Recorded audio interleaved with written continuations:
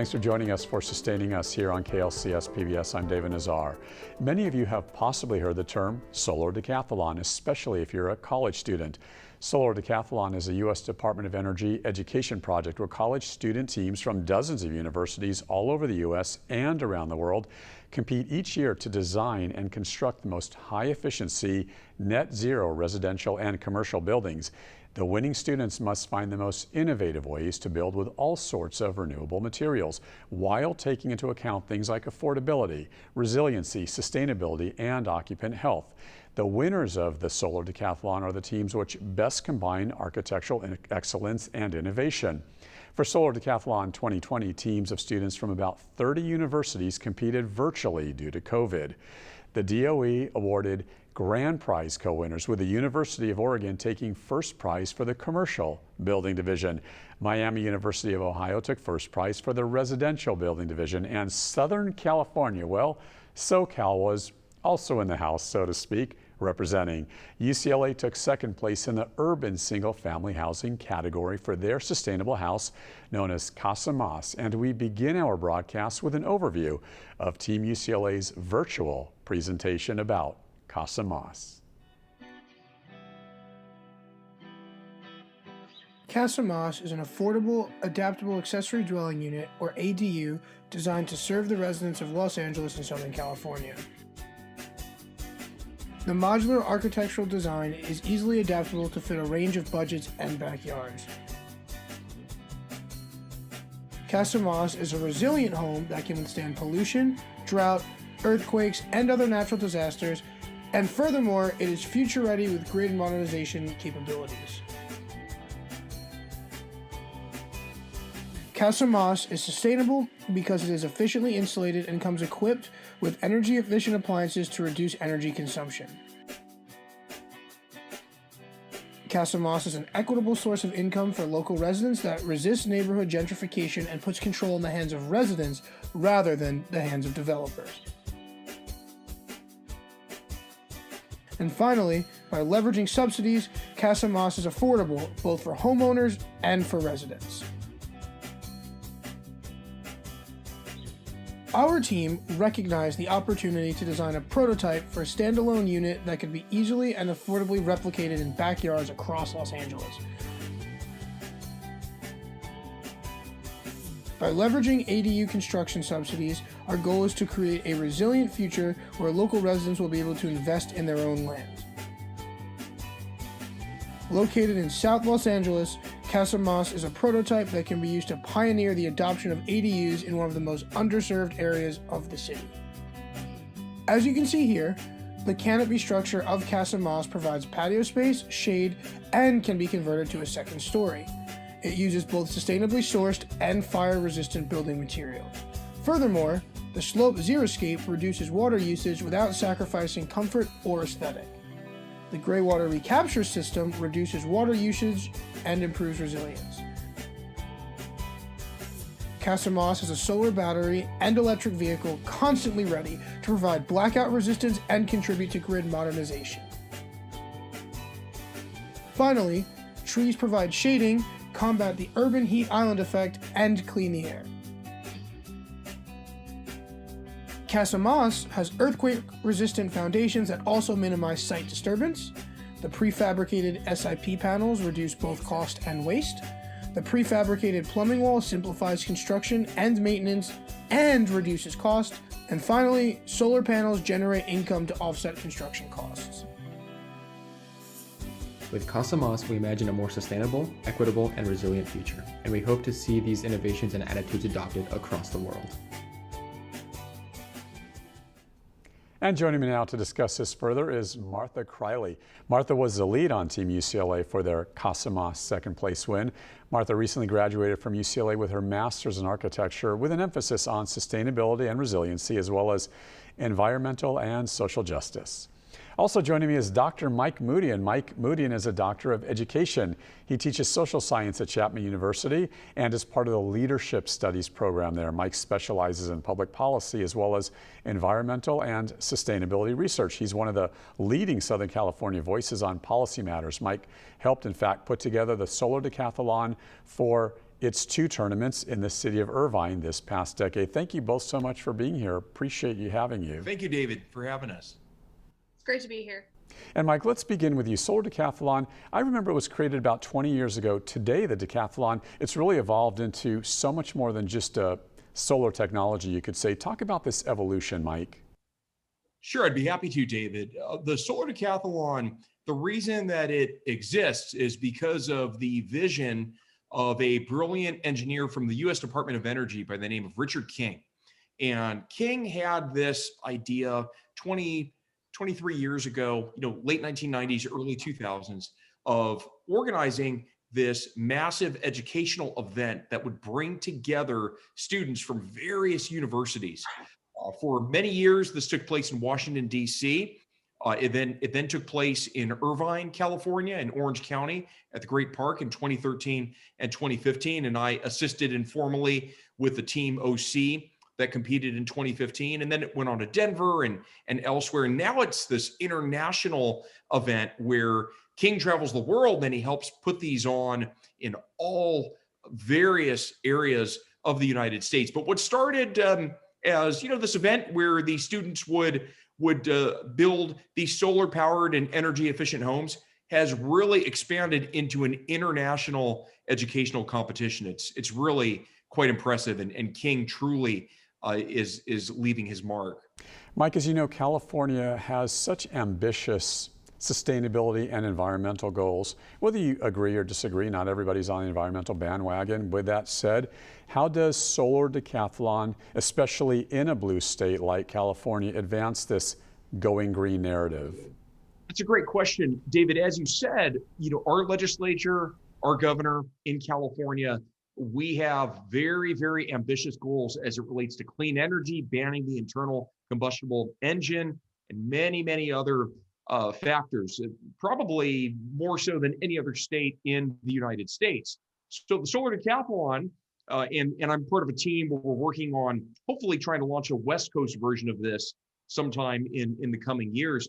The reason why these types of events are so important is because, number one, they're educational. Not only is this an event that brings together college students, but it's open to the public. It brings tens of thousands of people to the site, elementary school kids, junior high school kids, the community, where they come and they not only get to tour these amazing houses that students such as Martha helped design and create, but there's an exposition. They learn about clean energy, and it's really like a sustainable energy fair that takes place during 3 or 4 weeks in the respective cities that these events are held in. So they're educational and they help inspire and foster the next generation of brilliant students who will then help contribute to these clean technology goals that California and other states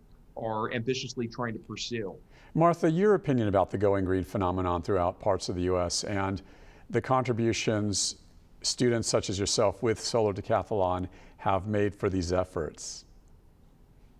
Yeah, I absolutely agree with everything that Mike was saying. Solar Decathlon is such a great way to teach students how to design sustainably.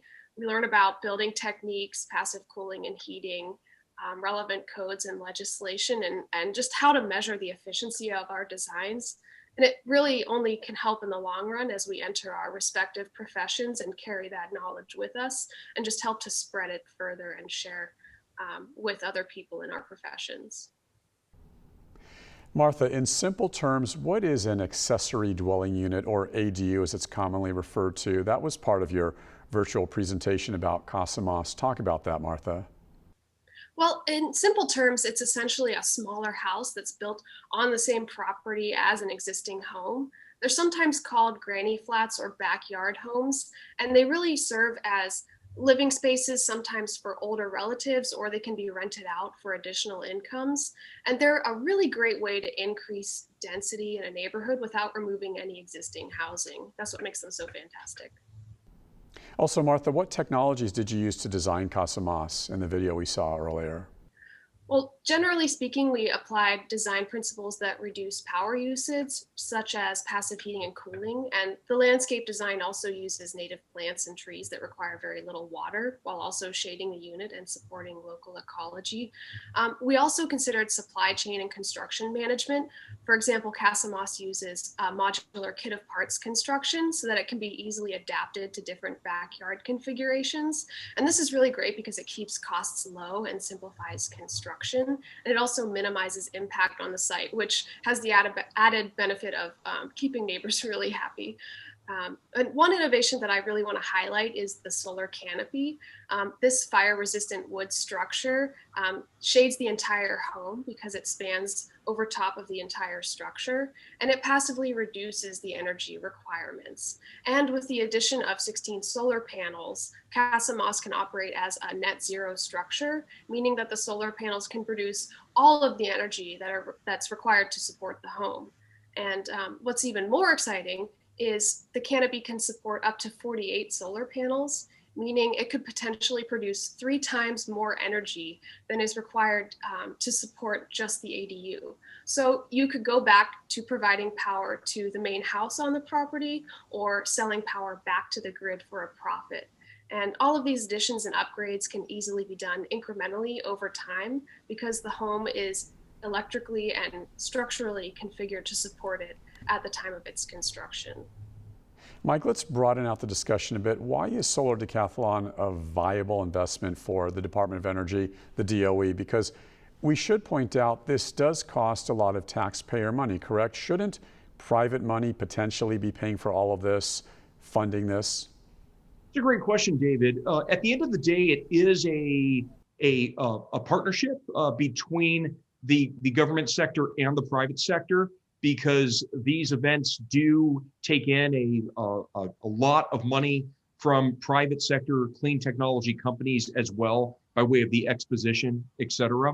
And David, the best way to answer that question is I would argue that the reason why it's a worthwhile taxpayer investment is the same reason why our states and various levels of government spend so much on education. If you look at the UC system in California, I would argue that California wouldn't have one of the largest economies in the world were it not for its investment in the UC system, the Cal State system, and the community college system.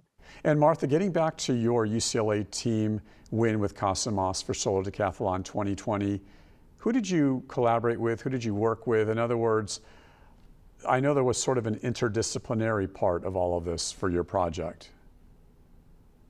Sure. Well, we had a total of 15 students on our team, and they have backgrounds in everything from economics to bioengineering. Many team members were also part of Brew and Home Solutions, which is another club on campus that focuses on innovations in sustainability. In addition, we consulted with a number of advisors, both in industry and on campus. And I want to emphasize that this was really a true interdisciplinary collaboration. We needed to study the site, code and climate, configure electrical and plumbing systems, design the architecture and landscape, analyze energy usage, and finally put it all together in a graphically compelling way. And coordinating this all at the start of the pandemic was such a major achievement, and I'm so proud of the team and what we finally accomplished at the end. And Mike, back to you on public policy matters.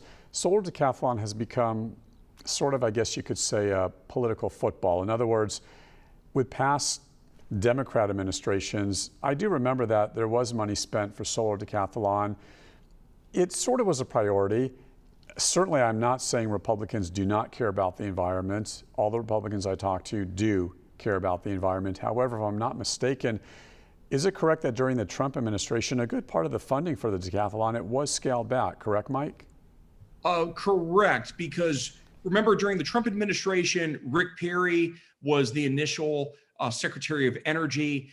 Perry led the Department of Energy, so certainly the priorities were different as it related to events such as this one and many, many other endeavors as well, one could argue. So yes, that is one challenge, is that with these types of events, sometimes if you have maybe an administration that comes in that perhaps believes or has goals that are of a different extreme, it can lead to these types of events where, for example, the latest Solar Decathlon, there were a couple of Department of Energy events that were combined. And then COVID, of course, also really threw a wrench in terms of everything that we're doing as a society.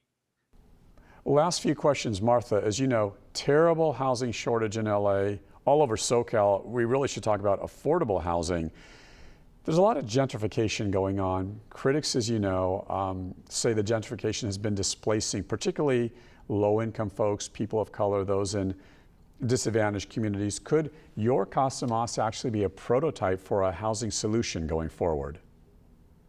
Yes, in fact, in 2018, it was estimated that Los Angeles needed to add over 500,000 affordable housing units just to meet current demand.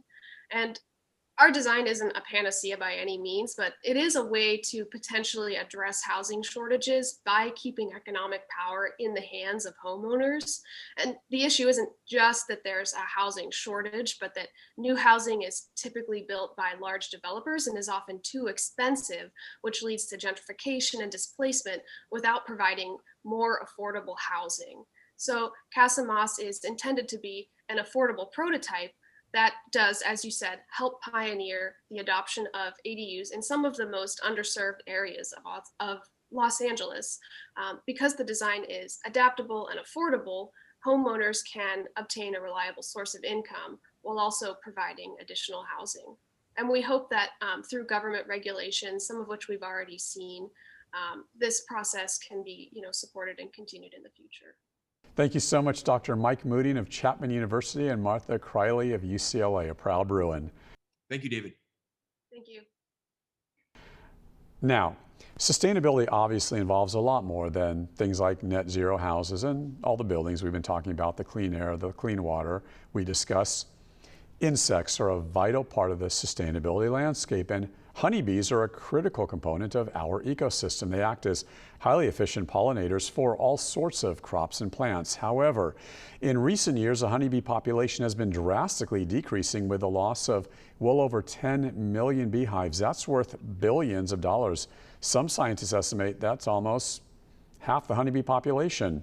Well, two scientists in the Pacific Northwest are working together to try and save the honeybee from what's known as CCD disorder, or colony collapse disorder. And these Washington State scientists are investigating a most unconventional remedy. Here is public media partner EarthFix with our story.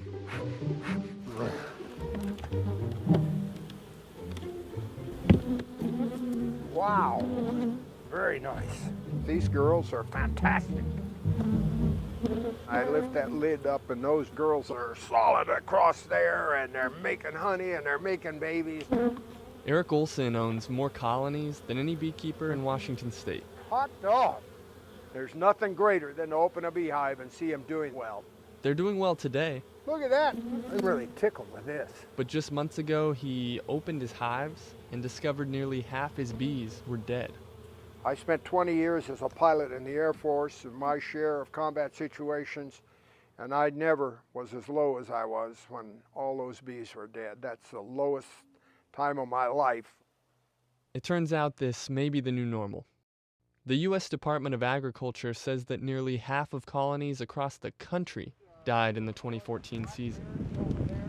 Big losses have been happening for years, and scientists haven't pinpointed what's causing them. They say more than 60 factors may play a role in collapsing colonies. Factors like pesticides, malnutrition, and loss of habitat.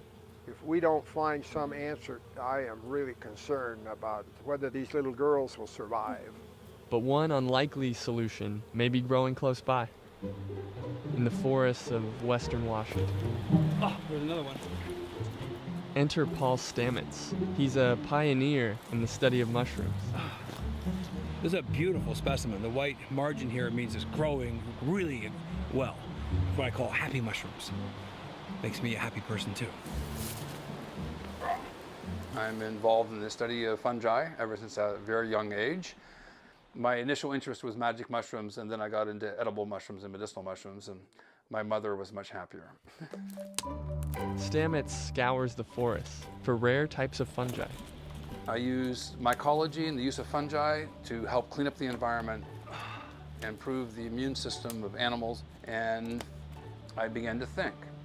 We've gone to the moon, we've gone to Mars, and we don't know the way of the bee. All right. You know, I bet you I can do something to help the bees. Stamets recently discovered a mushroom that might be able to take on one of the honeybee's worst enemies. And that's called the varroa mite, with the name Varroa destructor. Varroa mites began wreaking havoc on U.S. beehives in 1996. We lost about half the colonies east of the Mississippi over that winter. Steve Shepard is an entomologist at Washington State University. He's spent decades trying to understand how varroa mites cripple honeybees. He says they invade hives and attach themselves to infant bees. I always think of it as having something about the size of a pancake feeding on you. They live off bee blood and transmit a slew of viruses to their hosts.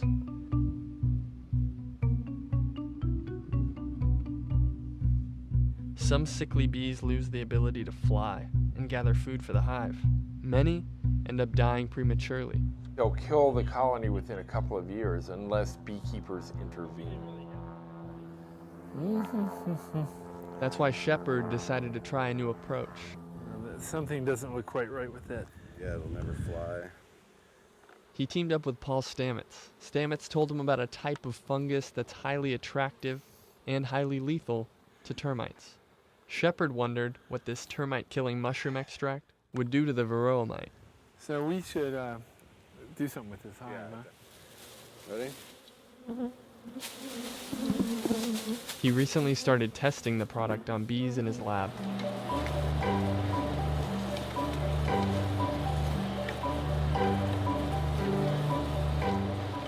So we take bees from colonies with high mite levels. We set up numerous cages, some with fungus.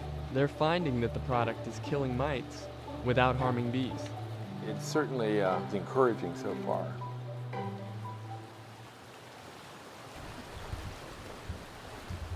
And that's not all that mushrooms can do for bees. Bees have immune systems, just like we do. And these mushrooms, they're like miniature pharmaceutical factories.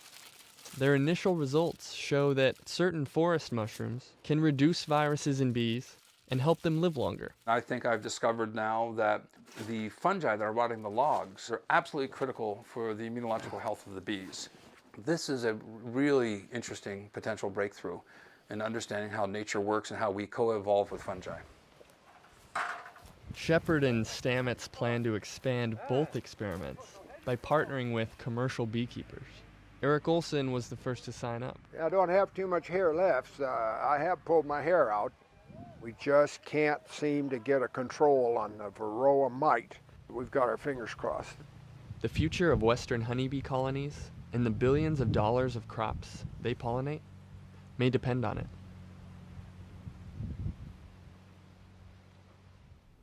Thanks, EarthFix, for that report.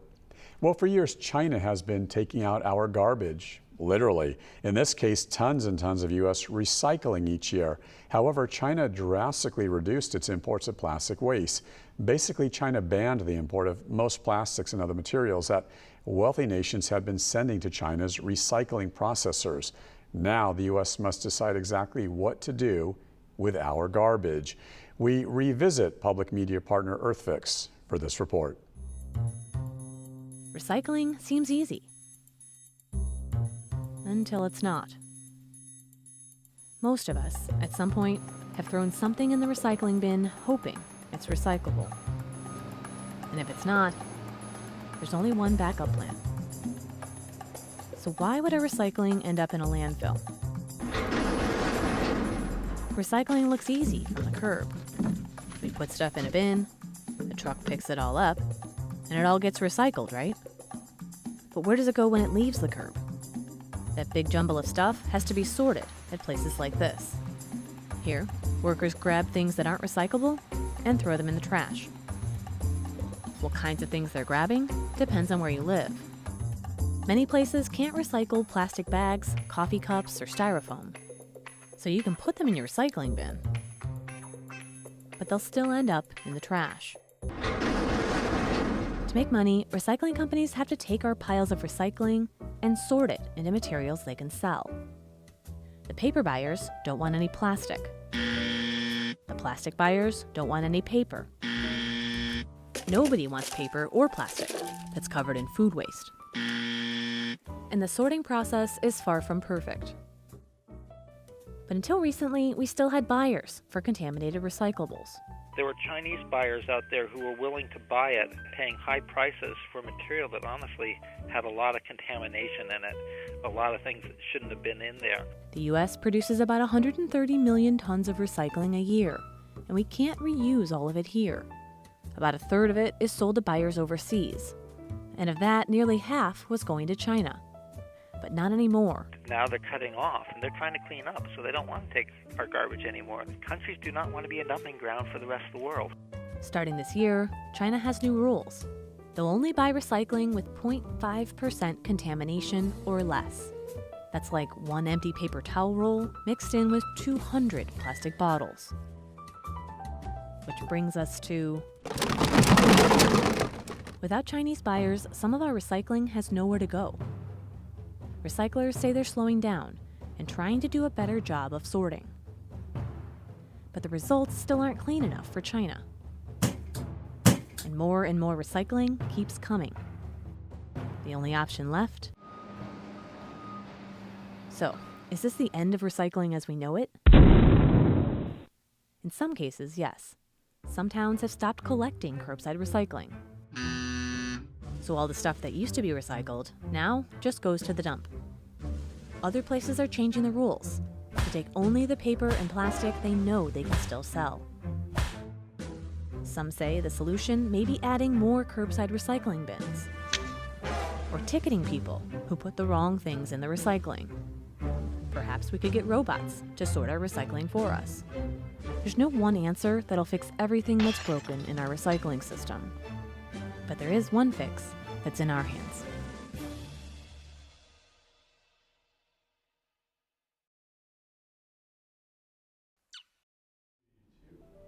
Thanks, EarthFix, for that report.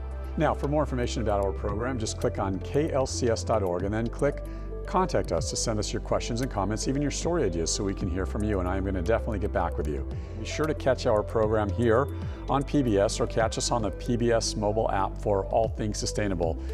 Thank you so much for joining us for this edition of Sustaining Us here on KLCS PBS. I'm David Nazar.